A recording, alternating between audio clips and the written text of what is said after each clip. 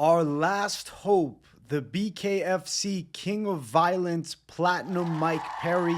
Perry fights Jake Paul this Saturday, and he's fighting for the entire MMA community. He'll look to be the first former UFC fighter to defeat Jake Paul, and we've seen many greats fall victim to Paul. Nate Diaz, Anderson Silva, Tyron Woodley, twice, Ben Askren. With a win, Perry can put an end to the Jake Paul show, but don't hold your breath. In today's video, I'm going to break down the Jake Paul versus Mike Perry fight and give my honest prediction for it. If you feel like you like the vibe of the video already, make sure you smash the likes. And if it's your first time on the channel, make sure you subscribe. Now, I'm going to start it off first looking at recent opponents. Of course, Jake Paul's been fighting boxing. Mike Perry's been doing BKFC. So Perry hasn't even been fighting in the sport. He's got one pro boxing match dating back years ago. I think it was in 2009.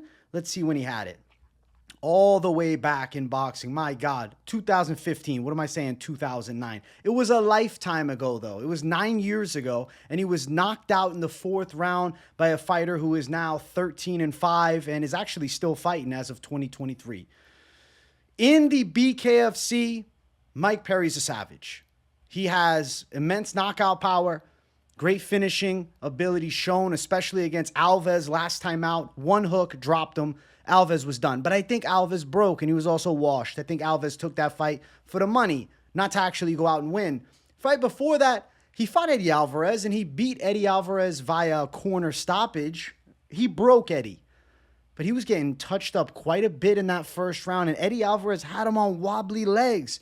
Perry's claim to fame is, of course, the chin and the toughness. We saw it in the fight before. He took on Luke Rockhold. He got caught with some good straights, but he continued to put pressure on Luke and make him uncomfortable, damage some of Luke Rockhold's teeth, and Luke Rockhold wanted out. He said, bare knuckle is not for me. So we see impressive victories in BKFC for Jake Paul, but one thing that underlines each and every one of them, he takes damage and he outdogs his opponents. It's not like he's going out and destroying everything. Of course, there's the one exception, his last fight against Thiago Alves, who's completely washed and I guess farther from his prime than any of the other foes. I mean, Thiago Alves is a guy that fought in the John Fitch, George St. Pierre, Thiago Alves UFC welterweight era a long damn time ago. So for Perry to knock him out, sure, it's impressive, but how much weight does it hold, especially going into a boxing match against a prime Jake Paul? I would say near zero. Now, the closest thing to a boxing match that Mike Perry had was in Triad Combat. He fought Michael Seals, who was a former pro boxer and was ranked in the top 10 at one point, and it was a hybrid fight. It was modified MMA gloves with like BKFC style rules, and the fight was a triangle. Mike Perry got dropped in that fight. He won a decision, but he absorbed some damage there by Michael Seals. It wasn't a clean win.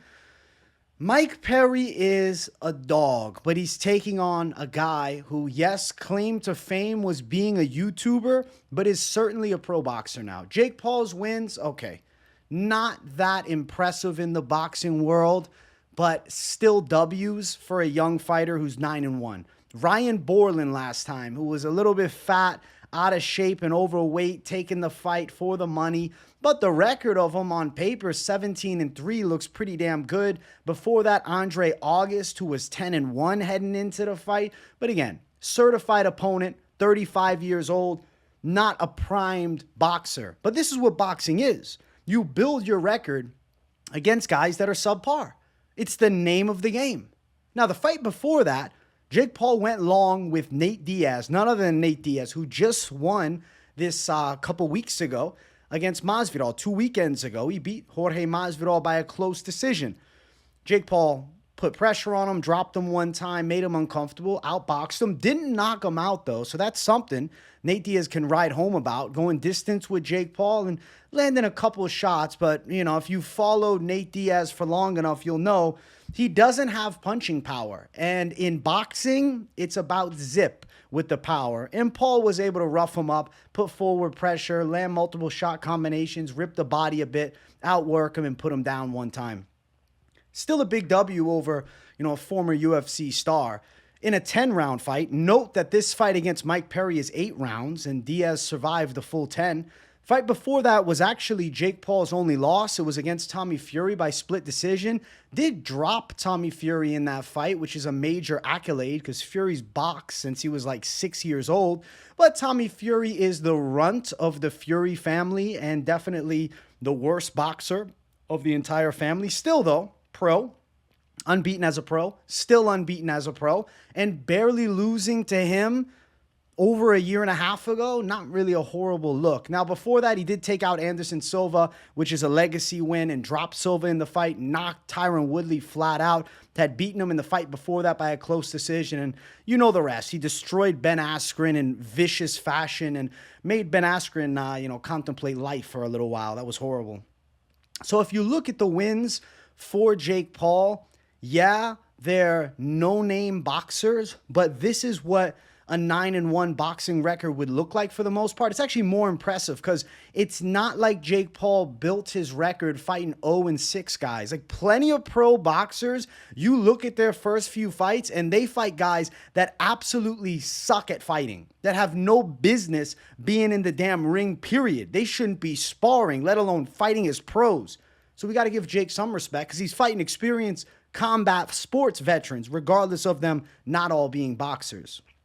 So when I look, I think, okay, resume-wise, in pure boxing, it's for Jake Paul. Now, there's not much footage of the sparring match that took place between these two, but some years ago, they did spar against one another, and after the match, Mike Perry said, thanks for the ass whooping to Jake Paul, or you whooped my ass, bro. Was that just a compliment to Jake Paul, or did Jake Paul really box him up? As somebody who's got to witness Mike Perry train in boxing firsthand, I've seen it in person. I got to hang out with Mike Perry. I work for the BKFC doing the betting show, so I get a chance to get an inside look at Mike Perry training. I would not call him a purist boxer. He's a tremendous fighter, and he's a damn heavy hitter, but he's not a clean boxer. He doesn't have the boxing skill set of a Jake Paul. He doesn't have the boxing skill set of an Anderson Silva. Nate Diaz, he's probably not as technically sound, but he definitely hits a lot harder. I look at the skill set of Mike Perry, and it's a brawler style. He's the BKFC king of violence. He's a killer in bare knuckle, and I think if this was a bare knuckle fight, the conversation is going a completely different direction. But in boxing, you can't sneak those crazy shots through, and you can't just rely on toughness because it comes down to the sweet science. Yes, powerful hooks, built like a damn tank. His game is about taking one to land one. Perry is willing to absorb damage to get his own offense off. He's known for out-toughing and out-working opponents. That's what he does in bare knuckle, but he's very hittable with jabs, very hittable with straight shots. He was getting jabbed up by Eddie Alvarez, a former 55er, in bare knuckle. The jabs are going to land here. Mike Perry is a very pressure-based style of fighter, and he's 0-1 as a professional boxer. We'll note that, but 5-0 in the BKFC. And if you add in the triad combat fight with straight hands outside of boxing, he's 6-0. With straight hands in general, he's 6-1. So good record altogether in straight hands fighting. Does have no cartilage in his nose, so you're not going to hurt him too bad with breaking his nose because you can't. There's nothing there. He's got a big left hand, but he does also drop the rear hand, and he goes up tall with his chin, and he's open to shots, and Jake Paul is precise. Shout out to the Zins. I got to pop it out real quick. Jake Paul's a slicker boxer than him, by far. Jake Paul has a developing skill set, but definitely a more polished boxing style. Does have knockout power, does have a really good overhand, does have very good timing and precision, and he also can box at a calculated pace, and I also like that he works the body a lot. Now, Mike Perry digs to the body a bit in his bare-knuckle fights, but not the same style of body work that you're going to see from a boxer like Jake Paul. I think Jake Paul's only getting better, and we've seen very short fights from him. In his last two, he's gotten first-round knockouts. He's dusting these fools that are against him. He claims he's improved a lot since the Nate Diaz fight. And as young as he is, I won't argue that. He's 27. Jake Paul's a kid. Mike Perry has definitely gotten better at fighting, and he's hit his prime now. But the key word is he's better at fighting. He's not better at boxing than Jake Paul. And I think that's something that can't be argued in the slightest sense. I see Paul outboxing him. I see him with the speed advantage. I see Perry looking to close the gap, but he's not going to have the technique or the defensive prowess to avoid big combination shots from Paul. Mike Perry's an absolute dog, but I've seen him work. I know what it looks like on the inside. I know what the skill set he possesses has, and it's not enough to outbox Jake Paul. If this is a bare knuckle fight, maybe we're having a different conversation. He's a great bare knuckle fighter, but it's a different sport. There's going to be openings that Jake Paul finds. Jake Paul predicts that he's going to knock out Mike Perry within 6 minutes. Give Mike Perry a little more respect than that. He's not a bum. He's not going down in 6 minutes. He's going to eat some big shots, and he is going to get dropped. But I'll tell you this, he doesn't stay down when he gets knocked down. He's going to get up, but he is going to get stopped. I predict Jake Paul to knock him out in the 6th round. I think 4-6 is a likely outcome. I feel like in the first 2 to 3 rounds, Jake Paul is going to be finding openings but making a lot of reads. And he'll sting Mike Perry up with some good ones, but he'll recognize Mike Perry's chin is as good as advertised. But you can only take so many punches. You can only take so many shots as the fight wears on. And as Jake Paul works the body a bit, Perry will slow down. Another note, an aspect that I haven't seen talked about. Mike Perry has been fighting in 2-minute rounds. BKFC is 5 2-minute rounds. This is 8 3-minute rounds. It's a 10-minute fight in BKFC. It's a 24-minute fight in boxing here with the 8 rounds. Completely different. The pace is slower. You have to. If Mike Perry tries to blitz him early, he's going to gas. And then Jake Paul's prediction of a 6-minute or less knockout becomes very likely.